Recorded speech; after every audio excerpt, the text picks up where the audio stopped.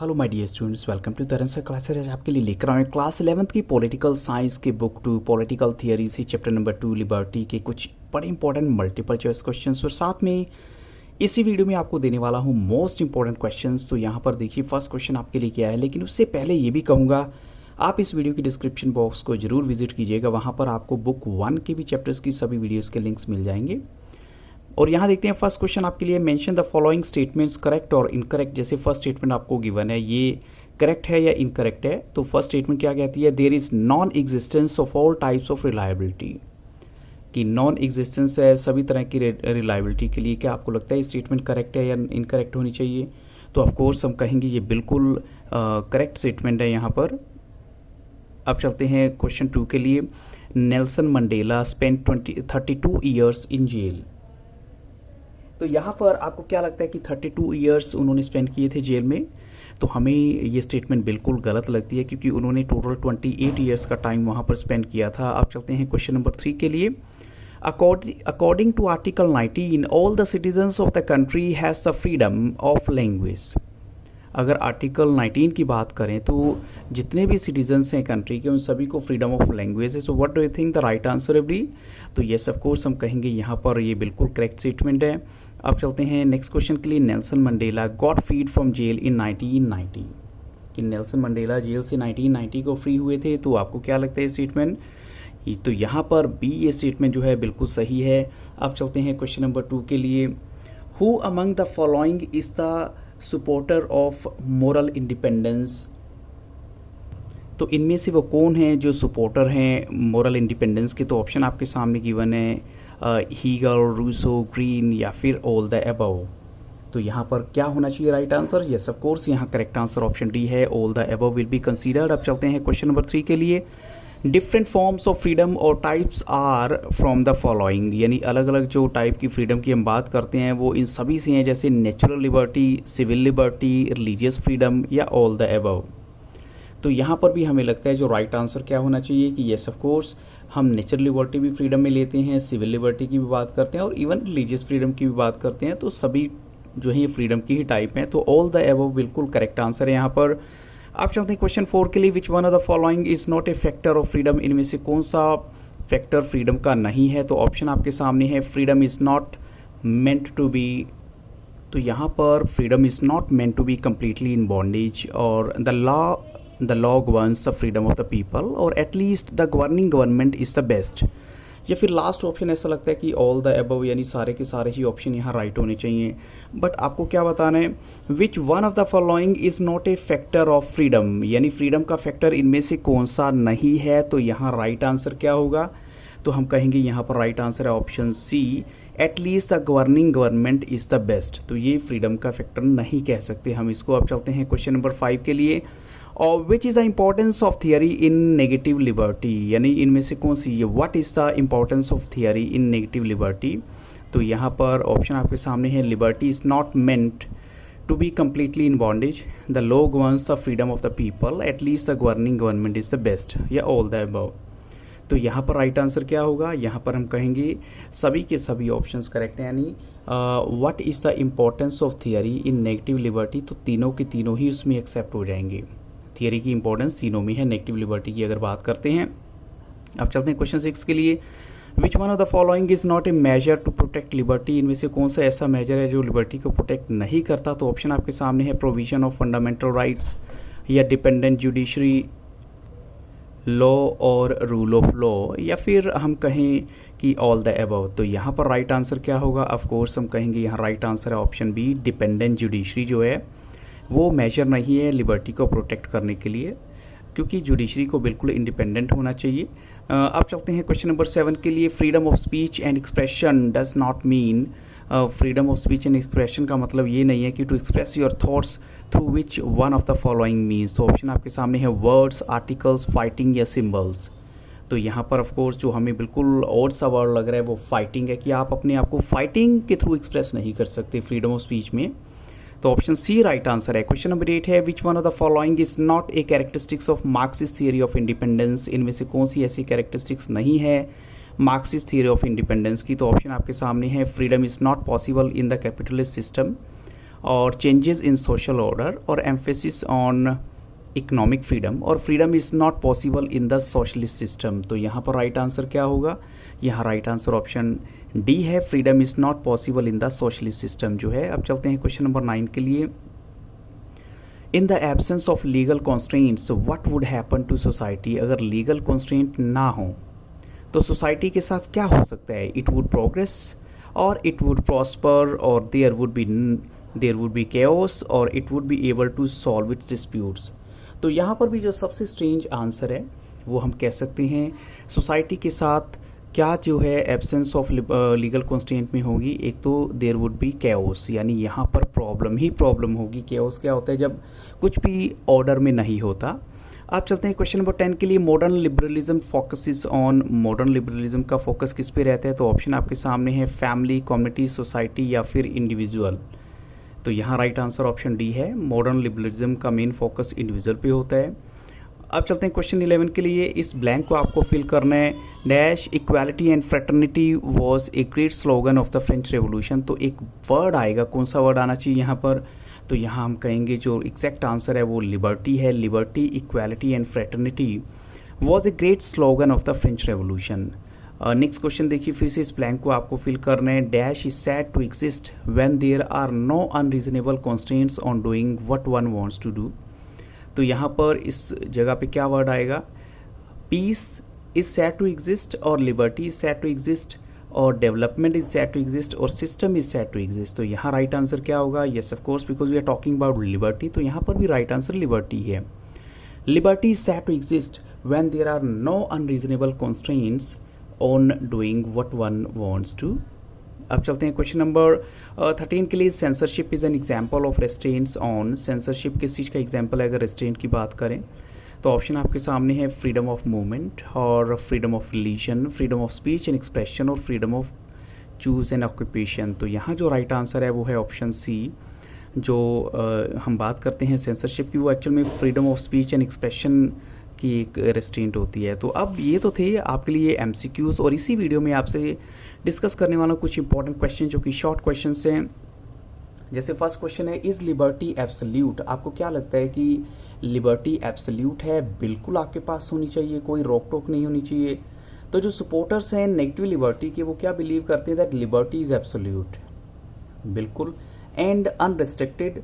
But जो practice है, अगर प्रैक्टिस की बात करें तो liberty can never be absolute and unrestricted, क्योंकि जो ट्रू लिबर्टी होती है, it does not mean the absence of restrictions. It is not possible for all the persons in society and state to enjoy liberty in the absolute sense. देखिए, जब कोई restrictions नहीं होंगी society में तो हमें नहीं लगता कि लिबर्टी के फिर मायने भी होंगे। हमें लिबर्टी के मायने भी तभी होते हैं जब रिस्ट्रिक्शंस होती हैं। So if one person is allowed to have absolute and unrestricted liberty, तो उस कंडीशन में क्या होगा? It will be impossible for others to have liberty, और इसलिए फिर उसके बाद दूसरों के लिए बड़ा मुश्किल हो जाएगा to have a liberty worth the name. Absolute and unrestricted liberty would mean might is right. उसमें क्या होगा? फिर जो शक्तिशाली होगा समझो वही ठीक है। And there will be the law of the jungle, जंगल का कानून जैसे होता है बन जाएगा। So if the strong man sees no restrictions in the society and state, he is likely to condemn other people to slavery without feeling anything for them. तो उससे क्या होगा? वो उनके बारे में कुछ भी नहीं सोचेगा और स्लेवरी वाली सिचुएशन क्या पता फिर से ना आ जाए। तो इसलिए हम कहते हैं कि एब्सोल्यूट लिबर्टी नहीं होनी चाहिए, कुछ ना कुछ उस पर रिस्ट्रिक्शंस या चेक होना चाहिए। अब चलते हैं क्वेश्चन नंबर 2 के लिए। Write a short note on the term religious liberty. अब रिलीजियस लिबर्टी का मतलब क्या होता है? तो इसमें क्या होगा? Every citizen of a state gets a freedom of religion. The citizens have the right to adopt and preach any religion of their choice. जिस तरह का वो धर्म चाहते हैं वो अपना लें। The religion of a citizen is considered a personal matter and the state mostly does not interfere in religious affairs of the people until or unless it is necessary. So in the broader interest of the nation and the individuals. तो यहाँ पर यह है कि state का ज़्यादा role नहीं होता और लोगों को अपनी मर्जी का कोई भी धर्म चुनने का अधिकार होता है, वो जो धर्म चाहें उसको फॉलो कर सकते हैं। अब चलते हैं क्वेश्चन 3 के लिए। Describe any 2 types of liberty. अब 2 टाइप की लिबर्टी में पहली लिबर्टी हमारे पास है पॉलिटिकल लिबर्टी। तो political liberty exist only in democracy. इसमें क्या होता है? Citizens have full freedom to participate in the government वो अपने रिप्रेजेंटेटिव्स को चूज़ कर सकते हैं, सेलेक्ट कर सकते हैं. They themselves have the right to be elected and they have the right to be appointed in the government. तो सभी तरह के अधिकार उनके पास होते हैं. इकोनॉमिक लिबर्टी का मतलब होता है ये वो राइट हैं that are enjoyed by man concerning his livelihood. Economic liberty implies absence of unemployment, exploitation, unfair wage या स्टैंडर्ड या उनका जो लिविंग स्टैंडर्ड होता है, insecurity etcetera. So thus when states ensure employment to all citizens and make them free from the tyranny of the employers, we see that the citizens enjoy economic liberty. तो इसका मतलब क्या है कि जब कई बार ऐसा हो जाता है कि जो स्टेट्स हैं वो इंश्योर करती हैं एम्प्लॉयमेंट, सभी को जॉब मिल रही है, सभी सिटीजन्स के पास काम करने के लिए उनको दिया गया, ऑफ़र दिया गया, तो और साथ में वो किसी भी तरह की जो एम्प्लॉयर्स की क्रुएलिटी से उनको बचाया गया, तो समझिए वो इकोनॉमिक लिबर्टी का एक निशानी होती है. अब नेक्स्ट क्वेश्चन है what is the meaning of liberty and mentions its features. Liberty का मतलब बताइए और इसके फीचर्स बताने हैं. तो लिबर्टी का मतलब वैसे क्या होता है, absence of constraints, and liberty is said to exist when external constraints on the individual are absent. यानी उसके ऊपर कोई एक्सटर्नल कॉन्स्ट्रेंट, कोई रुकावट नहीं है. In terms of this definition an individual could be considered free if he or she is not subject to external control or coercion and is able to make independent decisions and act in an autonomous way. तो इसके कुछ features भी हैं, तो हम कह सकते हैं वो अपनी मर्जी से काम कर सकता है, अपने डिसीजन ले सकता है. जैसे पहला फीचर क्या है, only in an environment of peace and order the individual can enjoy liberty. अगर पीस और ऑर्डर वाला इन्वायरमेंट है तो वो इंजॉय करेगा लिबर्टी को. एंड और अगर हम मेंटेन करना चाहते हैं उसी पीस एंड ऑर्डर को, तो reasonable restrictions are imposed on the actions of the individuals through laws and it helps in extending liberty to everybody. तो एक कानून के तौर पे थोड़ी सी रेस्ट्रिक्शंस उन पे लगा दी जाती हैं जो सभी के लिए अप्लाई होती हैं और एप्लीकेबल होती हैं, इसलिए लिबर्टी की फिर इंपॉर्टेंस भी बढ़ जाती है और दूसरों को भी अच्छा लगता है. और सेकेंड है liberty is that atmosphere in which the individual can realise his best self. वो अपना बेस्ट सेल्फ को रियलाइज़ कर सकता है. And for full development of personality of an individual freedom is essential. तो उसके लिए फ्रीडम बहुत ज़रूरी है. और थर्ड नंबर पे आता है liberty does not mean to give freedom to a particular person but is given to all alike on equal basis. So something which is good and desirable or which is not desirable in the society should be done. वो किया जाना चाहिए. तो ये थोड़ी सी बातें ऐसी होती हैं, जो अच्छी चीज़ें हैं वो आप कर सकते हैं, जो अच्छी नहीं है वो आपको सोसाइटी को माइंड में रख के नहीं करनी चाहिए. अब चलते हैं नेक्स्ट क्वेश्चन के लिए. Explain liberty versus freedom. अब जैसे लिबर्टी वर्सेस फ्रीडम का डिफरेंस बताना है, तो हम बहुत कुछ सुनते हैं around us that people appear to use the word liberty and freedom as synonyms of each other. एक दूसरे के सिनोनिम है, but there are some fundamental differences between the two concepts and that must be understood. Liberty comes from the Latin word जिसका मतलब है लिबर्टेटम विच means condition of a freed man, while freedom comes from the English word freedom which means the state of free will. तो ये दोनों का difference पहले तो इनकी जो जहाँ से ओरिजिन है वहीं से थोड़ा डिफरेंट हो जाता है. तो liberty is the power to act in express oneself according to one's will, while freedom is the power to decide one's action. तो ये फ़र्क है दोनों में. और इसके अलावा क्या बात कहेगी, जो फ्रीडम है it's a more concrete concept than liberty which is more associated with an individual's connection with the state rather than with other individuals and circumstances. तो state guarantees freedom through the liberty it grants to its citizens. तो वही बात है, जो freedom आपको मिलती है वो लिबर्टी की वजह से होती है जो स्टेट आपको ग्रांट करती है, यानी सभी सिटीजन्स को स्टेट देती है. अब चलते हैं क्वेश्चन नंबर 6 के लिए. What is the relation between economic and political liberty.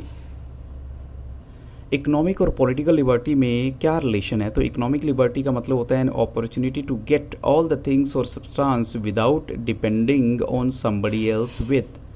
किसी के ऊपर डिपेंड नहीं करना होता है. A man who is constantly worried about his living. अगर कोई अपनी लिविंग को लेकर हमेशा परेशान रहता है. Who is frustrated, ignorant, a bonded labourer, a beggar, political liberty has no relevance for him. तो उसके लिए फिर पॉलिटिकल लिबर्टी की क्या इंपॉर्टेंस है, कुछ भी नहीं.